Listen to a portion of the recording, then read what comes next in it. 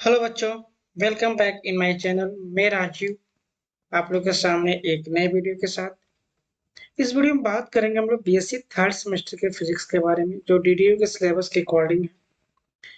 जो यूनिट होगा बच्चों, वो होगा हमारा पार्ट ए का यूनिट नंबर 3 यूनिट नंबर है ये। ठीक है, इसमें जो टॉपिक है, जो चैप्टर का नाम है वो क्या है बच्चों? Time varying. क्या है? Time varying electromagnetic field. ये हमारा यूनिट है। और जो यूनिट है बच्चों, मैंने यूनिट का नाम नहीं लिखा है, मैंने केवल थर्ड यूनिट है ये। ठीक है, और ये पार्ट ए का है बच्चों। किसका है? पार्ट ए का है। क्लियर हो गया? यानी पार्ट ए का हमारा ये तीसरा यूनिट है। 2 यूनिट हम लोग कवर कर चुके हैं, कंप्लीट हो चुका है। आई होप वो चीज़ देख चुके होंगे आप लोग। नहीं देखे हो तो आप देख सकते हैं, पड़ा हुआ है प्ले लिस्ट में। तो आज हम लोग क्या करेंगे, स्टार्ट करेंगे टाइम वेरिंग इलेक्ट्रोमैग्नेटिक फील्ड। इसमें जो सबसे पहला टॉपिक मैंने लिया है बच्चों, वो लिया है हमने मैग्नेटिक फ्लक्स। ये सिंपल टॉपिक है, आप लोग पढ़े भी हो, बच्चे जानते भी होंगे, कंसेप्ट भी होगा। चूंकि इसमें सिलेबस में है, इसीलिए मैंने इस टॉपिक को देना चाहा, नहीं तो फिर मैं देता नहीं। क्योंकि नोट्स जो बनेगा वो प्रॉपर वे में होना चाहिए, एक एक टॉपिक के बारे में होना चाहिए। ठीक है, तो हम लोग आज बात करेंगे किसके बारे में बच्चों? मैग्नेटिक फ्लक्स के बारे में। ओके, सो आइए हम लोग स्टार्ट करते हैं। देखिए बच्चों, मैग्नेटिक फ्लक्स के बारे में हम लोग पढ़ने से पहले क्या करेंगे कि जो चीजें हम लोग पढ़े हुए हैं पीछे थोड़ा सा रिमाइंड कर लें। आप इलेक्ट्रिक फ्लक्स पढ़े होंगे बच्चों। क्या पढ़े होंगे आप लोग? इलेक्ट्रिक फ्लक्स पढ़े हुए। ठीक है, किससे रिप्रेजेंट करते थे आप लोग? फाई से रिप्रेजेंट करते थे। अगर मैं यहाँ पर डी फाई लगाते हो तो आप कहते थे ई इंटू क्या होता था? D S. ठीक है, और भी इसको ओपन करते थे आप कहते थे क्या? E D S cos theta. Clear है? तो इसी के बेसिस पे बच्चों, इसी इलेक्ट्रिक फील्ड के बेसिस पे भी हमारे पास क्या है बच्चों? मैग्नेटिक फ्लक्स है। क्या है? Magnetic flux. सेम पैटर्न पे है बच्चों। बहुत इजी टॉपिक है, लंबा टॉपिक नहीं है, छोटा टॉपिक है। ठीक है, क्या है? मैग्नेटिक फ्लक्स है। क्लियर हो गया? इसको भी हम लोग सेम ऐसे रिप्रेजेंट कर सकते हैं। क्या हमारे पास? डी फाई इक्वल टू, यहाँ पे ई है बच्चों, तो यहाँ पे क्या हो जाएगा? बस बी इंटू डी एस। इसको जो ओपन करेंगे बच्चों, तो B D S cos theta. इस तरह से हम लोग मैग्नेटिक फ्लक्स का एक्सप्रेशन होता है। मैं क्यों बता रहा हूँ इलेक्ट्रिक फ्लक्स? एक्चुअली बच्चों, आप लोग पढ़े हुए इलेक्ट्रिक फ्लक्स हम बता चुके हैं। ठीक है, प्रीवियस यूनिट्स में था हमारा इलेक्ट्रिक फील्ड, इलेक्ट्रिक फ्लक्स। तो उसी से आप रिलेट करके मैग्नेटिक फ्लक्स को भी माइंड में रखोगे। अब मैं थोड़ा सा ये बताऊं कि इलेक्ट्रिक फ्लक्स हो क्या होता था बच्चों। हमारे पास जो इलेक्ट्रिक लाइन ऑफ फोर्सेज होती थी, ठीक है, जो भी इलेक्ट्रिक लाइन ऑफ फोर्सेज होती थी, वो किसी पर्टिकुलर एरिया, जिसको हमने नाम दे दिया क्या? D S. इससे बच्चों कितना पास हो रही है, ठीक है, इसी के बारे में क्या करते थे हम लोग?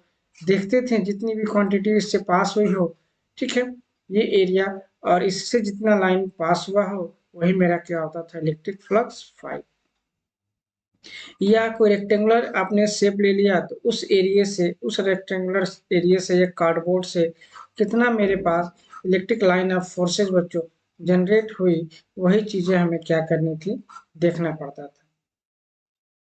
तो उसी के अकॉर्डिंग हम लोग क्या करेंगे? मैग्नेटिक फ्लक्स भी उसी के बेस पे हम लोग समझेंगे कि एक हम लोग क्या करेंगे? स्क्वायर एरिया लेंगे या सर्कल एरिया लेंगे। कोई भी हमें एरिया लेना है, और हमें ये देखना है कि उस एरिया से, उस सरफेस से कितना हमारे पास मैग्नेटिक लाइंस जो हैं वो पास हो रही हैं। ठीक है, जितनी भी लाइन पास होंगी उसी के अकॉर्डिंग मेरा क्या हो जाएगा बच्चों? फ्लक्स हो जाएगा। क्लियर हो गया? तो इन सारी चीजों के बारे में हम लोग बेसिक थोड़ा आइडिया ले लिया। ठीक है, अब आइए इसको हम लोग क्या करते हैं, इसको देखते हैं कि हमें नोट्स में क्या क्या चीजें हमको लिखना है। क्लियर हो गया? चलिए, फिर वहां पे हम लोग समझेंगे कि कैसे निकाला जा रहा है। आइए देखते हैं। देखिए बच्चों, हेडिंग करेंगे आप सिंपल सा। सबसे पहले क्या? Magnetic flux. ठीक है, हेडिंग क्या होगा आपका? Magnetic flux. ठीक है, मैग्नेटिक फ्लक्स में क्या क्या चीजें लिखनी है, जो पॉइंट वाइज मैंने दे रखा है। ठीक है, इंपॉर्टेंट लाइन है, इसको आप नोट करिएगा, कॉम्पिटिटिव एग्जाम के लिए भी आपको हेल्पफुल होगा। Magnetic flux is measurement of total magnetic field which passes through a given area।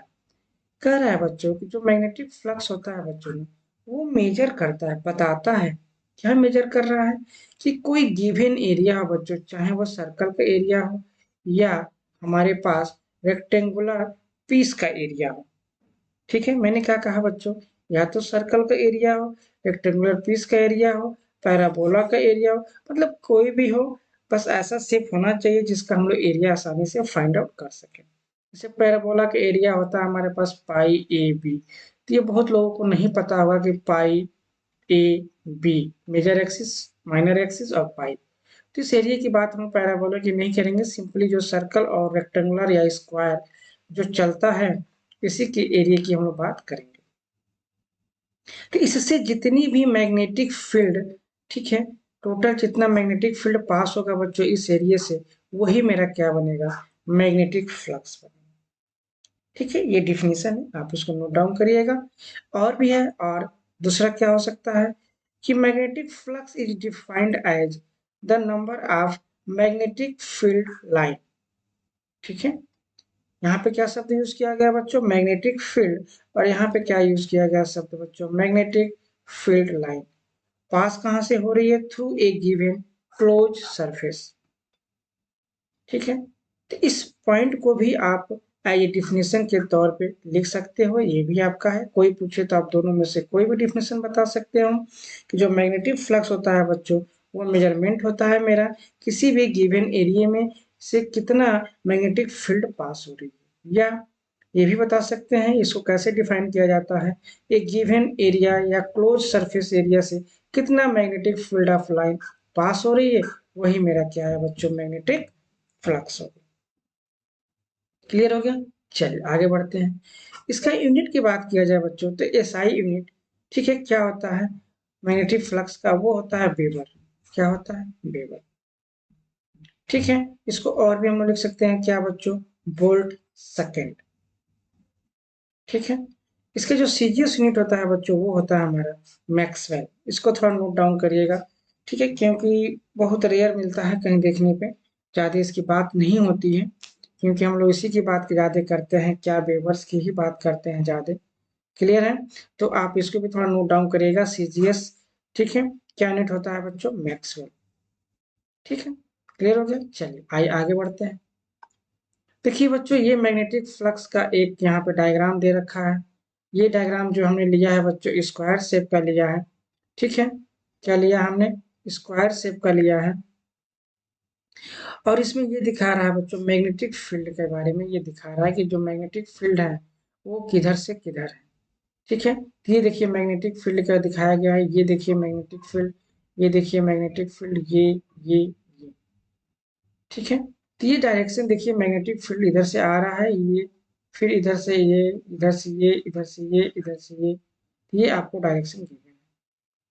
बस इस मैग्नेटिक फील्ड से बच्चों एरिया वेक्टर गिवन है, जो इस एरिया है, तो आपको पता ही है कोई भी आपके पास शेप हो, हम लोग उसके पहले डिस्कस किए हैं इलेक्ट्रिक फील्ड में, अगर आप अच्छे से मेरे वीडियो देखे होंगे तो आपको पता होगा कि किसी भी सरफेस पे जब नॉर्मल ड्रा करते हैं बच्चों, तो वो उसके परपेंडिकुलर होता है। जैसे हम लोग ने गॉसेस लॉ पढ़ा था, मैंने कहा था यहाँ पे एक छोटा सा एरिया कट करिए बच्चों, और ये जो डी एस होगा, और इस एरिया का डायरेक्शन भी इधर ही हो रहा है। ठीक है, ये भी एरिया वेक्टर, ये डी एस वेक्टर। तो ये जो एरिया वेक्टर है ये क्या होता है, नॉर्मल होता है। जब हमने इस सर्कल पे जब नॉर्मल ड्रा किया बच्चों एरिया वेक्टर का, तो ये मिला मुझे, और उससे हमने देखा कि थीटा एंगल पे मेरा मैग्नेटिक फील्ड है। क्या हमने देखा, उससे थीटा एंगल पे मैग्नेटिक फील्ड है।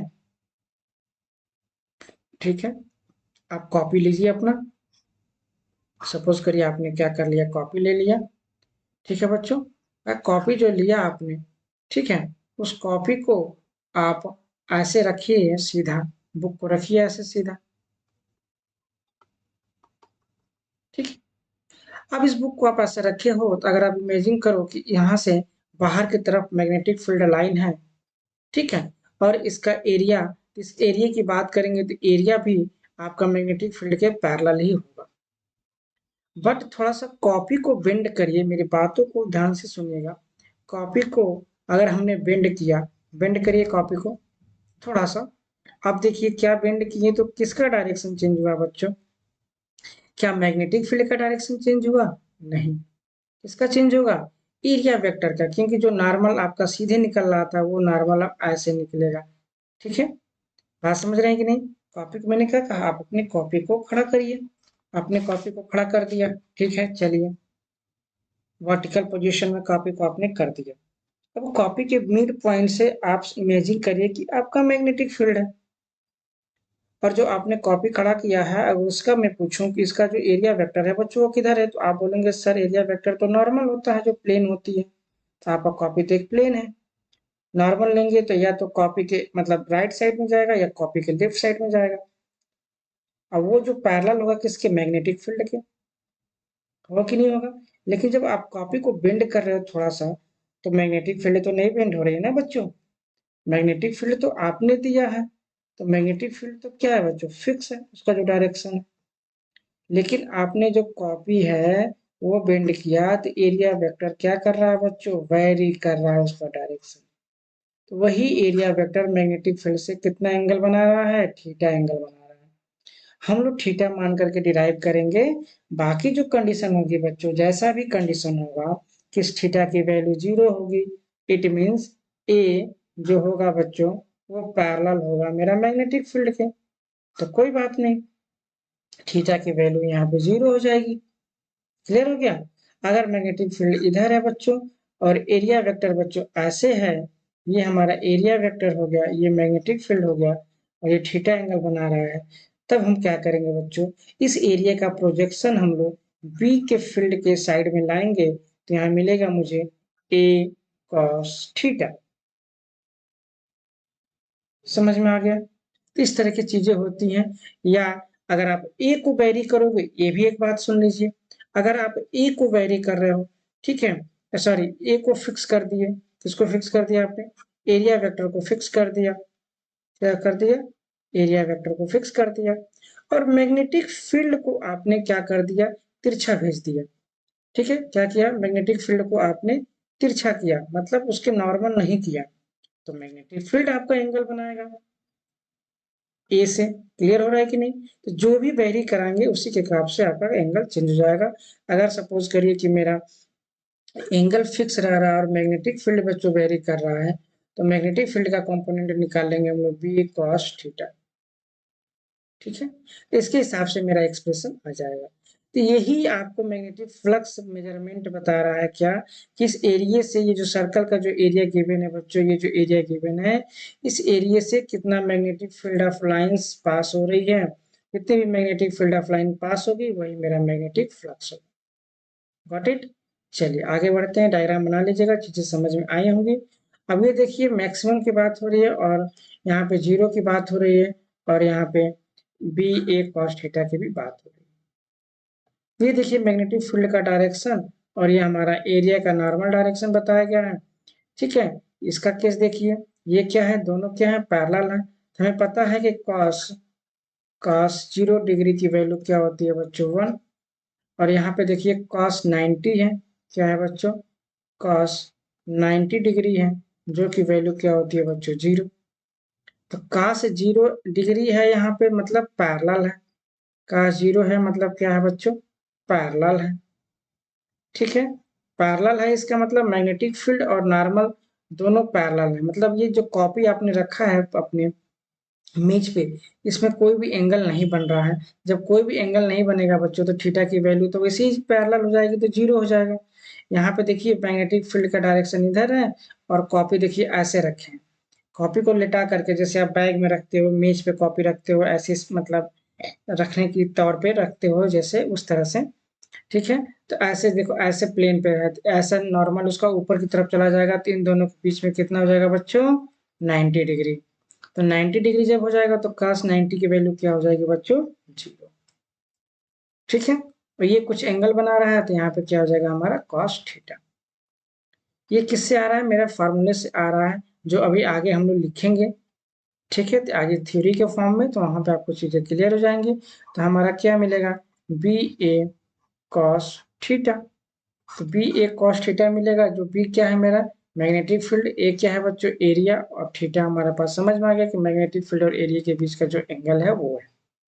चूंकि यहाँ पैरेलल होता है, जीरो होता है, तो हम लोग बोलते हैं मैक्सिमम फ्लक्स पास हो रहा है, ठीक है, और यहाँ पे जीरो फ्लक्स पास हो रहा है, और यहाँ पे B A cos theta flux pass हो रहा है, ठीक है। तो इस तरह से चीजें को क्या करते हैं हम लोग समझते हैं। तो आइए हम देखते हैं हम आगे थ्योरी में आपको क्या लिखना है, थ्योरी में चीजों को कैसे वो करना है उसके बारे में हम लोग देखते हैं। तो देखिए क्या लिखा गया बच्चों कि इफ डायरेक्शन ऑफ, ठीक है, क्या लिखा है, if the direction of magnetic field, ठीक है, बी वेक्टर मैं ऐसे कर दूं, मेक एंगल थीटा, अगर ये थीटा एंगल बन रहा हो बच्चों, ठीक है, तो एंगल थीटा वो भी कहां से, with normal to the surface area A, ठीक है, जो सरफेस एरिया ए ये भी वेक्टर है, तो मैं इसको ऐसे लिख सकता हूँ वेक्टर के फॉर्म में।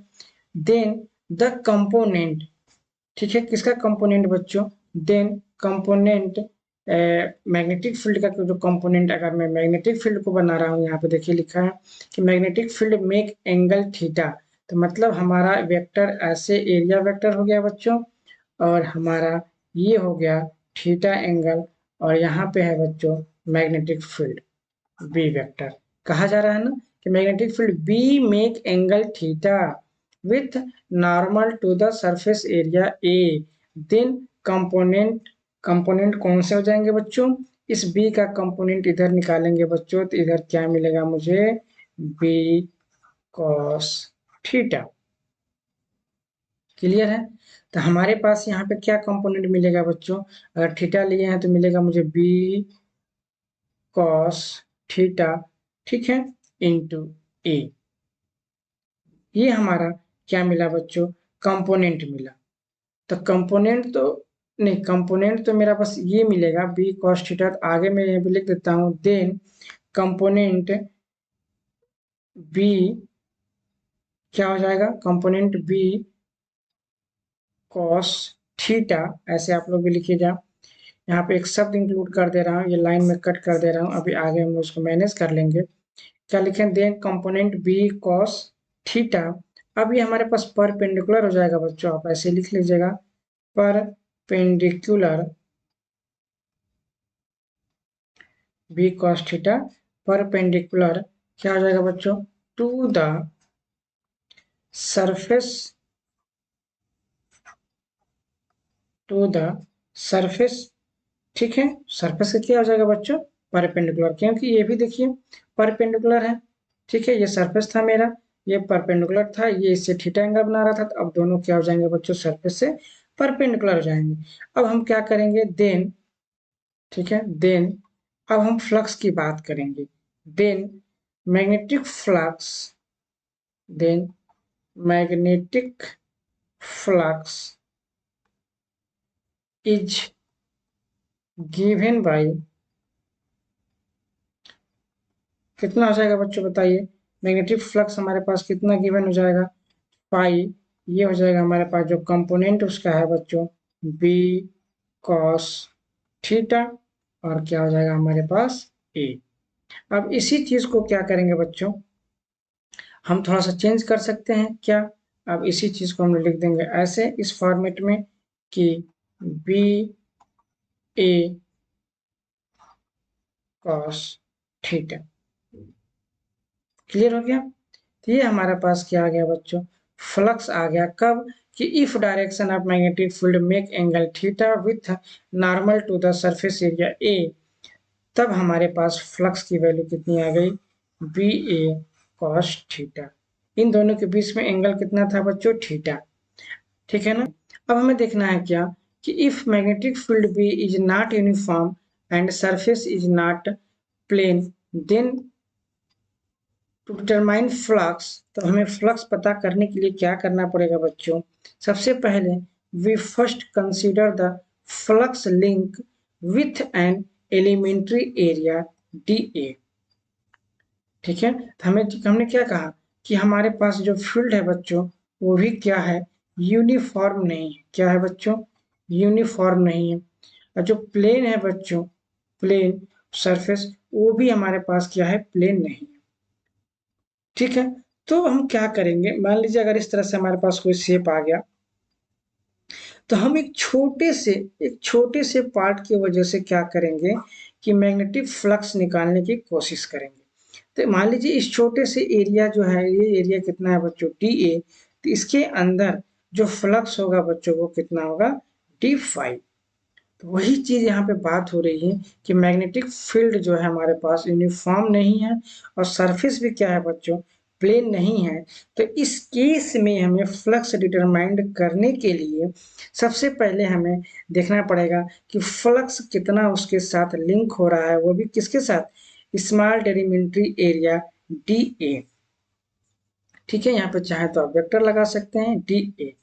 तो उसको निकालने के लिए हमें क्या हो जाएगा, इसमें सिंपल सा हम लोग क्या लिख देंगे बच्चों, बताइए। तो हम लोग डी ए का जब निकालेंगे तो हमारे पास हो जाएगा d phi equal to B vector, मतलब magnetic field, into d A. अब इस पूरे सरफेस का निकालने के लिए क्या कर देंगे, देन नेट फ्लक्स लिंक निकालने के लिए हम लोग क्या कर देंगे बच्चों, अगर हमें इसका फाई चाहिए तो फाई के लिए हम लोग क्या करेंगे बच्चों, इंटीग्रेट कर देंगे किसको, डी फाई को। इट मीन्स हमें बी, ठीक है, डॉट डी ए का इंटीग्रेशन करना पड़ेगा, तो मुझे क्या मिल जाएगा बच्चों, फाई की वैल्यू मिल जाएगी। क्लियर हुआ इतनी बातें। तो ये किसके लिए था बच्चों, हमारा यूनिफॉर्म नहीं है मैग्नेटिक फील्ड तब का है, और सरफेस भी क्या है मेरे पास, प्लेन नहीं है तब का है। ठीक है, मीन्स कहने का सेंस ये है कि कोई एक रेगुलर शेप नहीं होगा बच्चों। रेगुलर शेप का सेंस यहाँ पे ये निकल रहा है कि रेगुलर शेप में ये कहना चाह रहे हैं बच्चों कि कोई पर्टिकुलर जैसे शेप नहीं है हमारे पास, कि चलो हमने सर्कल का निकाला, कि चलो हमने स्क्वायर का निकाला, कि हमने किसका निकाला, रेक्टेंगल का निकाला, मैंने इरेगुलर शेप का निकाला। ठीक है, किसका निकाला, इरेगुलर शेप का निकाला। कुछ इस तरह का शेप होगा हमारे पास जो मैंने इसका निकाला। तो ये थोड़ा सा निकाल करके हम लोग छोटे छोटे एलिमेंट्स का निकाल करके, ठीक है, छोटे छोटे एलिमेंट्स का निकाल करके उसके बाद हम लोग इंटीग्रेट कर दे रहे हैं। ठीक है, यही हाल इसके साथ है। लेकिन ये रेगुलर शेप है, ये भी रेगुलर शेप है, ये भी रेगुलर शेप है, तो इसमें कोई मुझे दिक्कत नहीं है। क्लियर हो गया, क्लियर है। अब इसी में हमारे पास एक और केस बन जाती है कि क्या, कि इफ, एक और केस हमारे पास है क्या, कि if plane surface is place perpendicular, मतलब बच्चों theta equal to 90 degree to the direction of uniform magnetic field. Means uniform magnetic field के 90 डिग्री पे हमें क्या करना है, प्लेन को रखना है। तो some magnetic forces of line pass through this area, तो ये तो 90 डिग्री पे है बच्चों। ठीक है, तब क्या होगा, then product of intensity of magnetic field B, ठीक है, and area vector A is defined, मतलब is called the magnetic flux link with that area and is given by equal to, कितना हो जाएगा हमारे पास, फाइव इक्वल टू बच्चों B A. कैसे आ गया, हमें पता है कि बी ए, ठीक है, मैं इसको मिटा देता हूँ। ठीक है, ये मैं डायरेक्ट यहाँ पे लिखता हूँ, phi equal to B A cos 90 degree. अब आपको ज्यादा क्लियर हुआ, कहाँ से आया बच्चों, हमें पता है कि क्या हो गया, बी ए कॉस थीटा हो गया। क्यों, क्योंकि हमने देखा था कि जब ये मैग्नेटिक फील्ड क्या कर रहा है बच्चों, थीटा एंगल बना रहा है, ये मेरा एरिया हो गया, अभी हम लोगों ने देखा है, और ये हमारा बी हो गया वेक्टर, ये एरिया वेक्टर हो गया, तो इस थीटा हो गया, तो इसका एक कंपोनेंट इधर आया था बच्चों, बी कॉस थीटा। तो यहाँ पे थीटा की वैल्यू साफ साफ कह रहा है कि place perpendicular to the direction of uniform magnetic field, तब की बात कर रहा है। यानी यहाँ पे आप फाइनली क्या कर सकते हो बच्चों, फाइव बराबर बी ए कर सकते हो। बी क्या हो जाएगा हमारा, मैग्नेटिक फील्ड, एंड ये क्या हो जाएगा बच्चों, एरिया। क्लियर हो गया, कोई डाउट। तो आई होप आपको चीजें थोड़ा समझ में आई होंगी। अब इसी में अगर एक साथ अगर हम लोग समराइज करने की कोशिश करें बच्चों, ठीक है, जो डायग्राम हमने बनाया था, जो आपने देखा भी था स्टार्ट में, कि अगर ऐसे है आपके पास, ये सिंपल सा अगर इस तरह का स्ट्रक्चर आपके पास है, ठीक है, कॉपी अगर आपके पास ऐसा है, ठीक है, और ये क्या है बच्चों, नॉर्मल है, ये मेरा मैग्नेटिक फील्ड है बच्चों बी, ठीक है, और इसका भी एरिया क्या है, अगर बी है, ठीक है, तो इस केस में vector B parallel to vector A हो जाएगा और थीटा की वैल्यू क्या हो जाएगी बच्चों, 0। जब cos 0 की वैल्यू क्या हो जाएगी बच्चों, 1। कितना हो जाएगा, 1।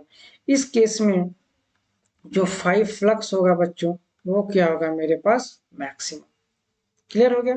अब जब यही कॉपी बच्चों अगर हमारे पास इस तरह से प्लेन में आ रहा है, अगर मैं ये स्ट्रक्चर आपको बनाऊं तो इस तरह से प्लेन में अगर आ रहा है बच्चों, इस तरह से अगर आप देखिए कि इस तरह से प्लेन में अगर इस तरह से हो रहा है, तो अगर ये हमारा मैग्नेटिक फील्ड है बच्चों और ये इसका एरिया का डायरेक्शन है नॉर्मल, और इन दोनों के बीच में 90 डिग्री है बच्चों, तो हमें पता है कि फ्लक्स बराबर क्या होता है, फाई ए कॉस थीटा। और जब थीटा की वैल्यू बच्चों यहाँ पे पुट करोगे 90 डिग्री, तब कॉस 90 डिग्री, तो इसकी वैल्यू क्या होती है बच्चों, बताइए, कॉस 90 की वैल्यू क्या होगी, 0।